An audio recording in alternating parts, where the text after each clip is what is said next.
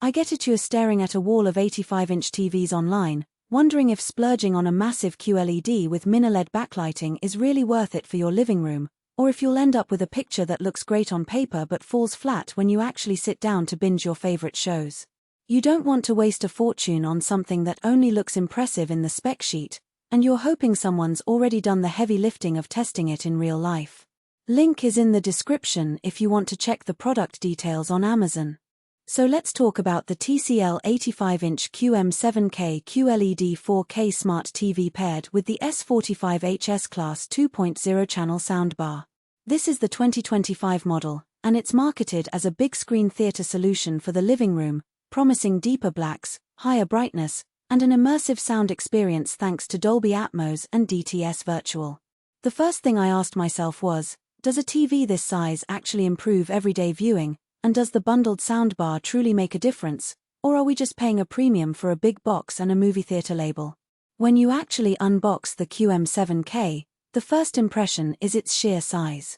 An 85-inch diagonal screen dominates most rooms, so the TV is really meant for a dedicated home theater space or a large open-plan living area where you can sit a few feet back.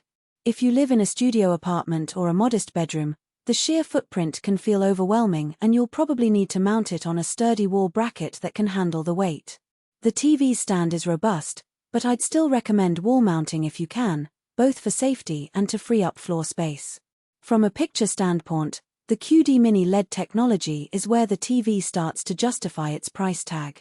Mini LED backlights give you many more local dimming zones compared to traditional LED panels, and TCL's QD layer boosts color volume so you see richer reds and blues, especially in HDR content.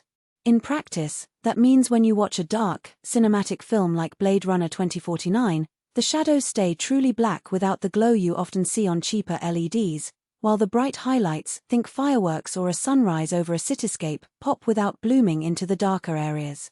The brightness is also high enough that you won't need to dim the room for daytime viewing. A sunny living room still delivers a vibrant picture. That said, the TV isn't a magic bullet for every situation. If you're primarily a sports fan who watches a lot of fast-moving content, you'll notice that the motion handling is decent but not class-leading. The refresh rate is 120 Hz, which is good, but the processing doesn't quite eliminate all the slight blur you get during rapid pans.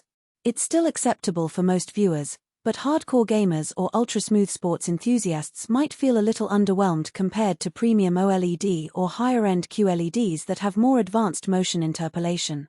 Now, the soundbar. The S45HS Class 2.0 channel model packs up to 100 watts total power and includes Dolby Atmos virtualization.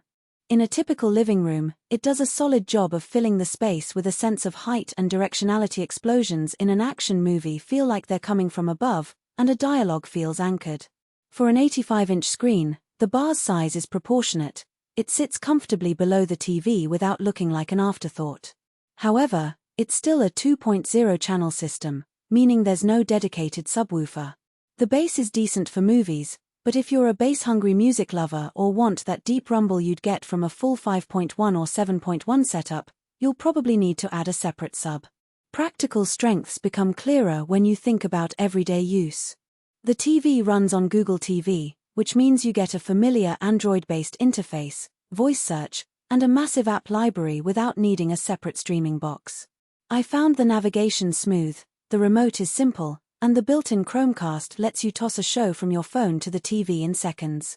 The TV also supports HDMI 2.1, so you can hook up a next-gen console and take advantage of variable refresh rate, VRR, and auto-low latency mode, ALLM, for a decent gaming experience. In a family setting, the parental controls are straightforward, and you can create individual profiles for kids, which keeps content organized. On the downside, the sheer size makes it a bit of a power hog. At full brightness, the TV draws more electricity than a typical 55-inch model, so you'll see a slightly higher monthly bill if you keep the brightness cranked up for long movie marathons. Also, because it's a large panel, you'll need a decent amount of viewing distance, ideally 1012 feet, to avoid pixel seeing. If your couch is closer, you'll start to notice the 4K grid, which can detract from the immersion. Who should buy this combo? If you already have a spacious living room, love movie nights, and want a TV that can handle HDR content with punchy